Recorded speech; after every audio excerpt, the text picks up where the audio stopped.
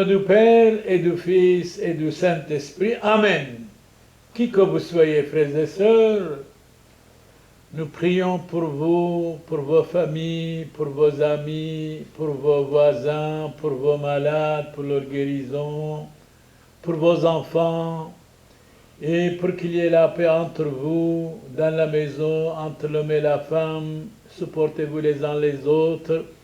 S'il y a des problèmes entre vous, nous prions que ces problèmes soient solutionnés, que la paix de Christ, une journée de paix dans une famille, ça vous vaut le monde entier.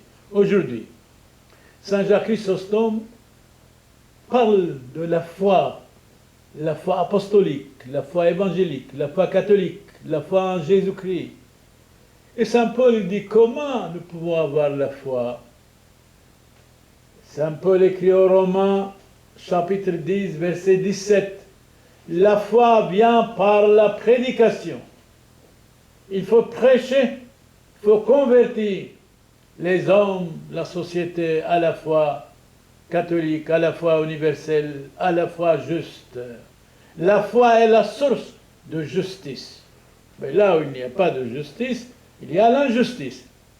Nous devons être vraiment justes.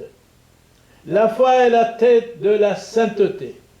Eh bien, si nous ne sommes pas saints, devenez-nous, dit Saint Bernard. Si vous n'êtes pas saints, devenez-le. Si vous êtes pécheurs, convertissez-vous. Allez vers le Christ. Alors, ce saint fait l'éloge de la sainteté. Saint Jacques Chrysostome, mort en 407. La foi est le principe de la dévotion. La dévotion, la spiritualité dans l'homme sont des trésors. La foi est le fondement de la religion. Une religion sans la sainteté, sans la foi, n'est pas une religion. Même Abraham a écouté Dieu, voulait sacrifier son fils Isaac. La foi est le lien de la charité. Saint Paul nous dit, je vais vous montrer quelque chose d'extraordinaire. Si vous n'avez pas la charité, tout ce que vous faites, c'est rien. Et je dirais moi-même, la charité bien ordonnée commence par soi-même, d'abord par la famille. La foi est le soutien de l'amour. L'amour de Dieu soit entre vous. La foi affermit la sainteté. Une journée vivre dans la sainteté, ça vous vaut le monde entier. La foi fortifie la chasteté. La foi relève la dignité humaine. La foi brille dans l'enfance.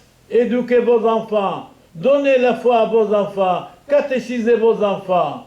La foi fleurit dans la jeunesse. Jeunesse, croyez en Jésus-Christ. Venez au Christ. Venez à Dieu. Ayez la foi. La foi éclate dans les âmes parfaits. Jésus dit, soyez parfaits comme votre Père Céleste est parfait. La foi fait croître dans la perfection. Perfection. La foi veille sur chacun de nous. La foi fait le bonheur du pauvre.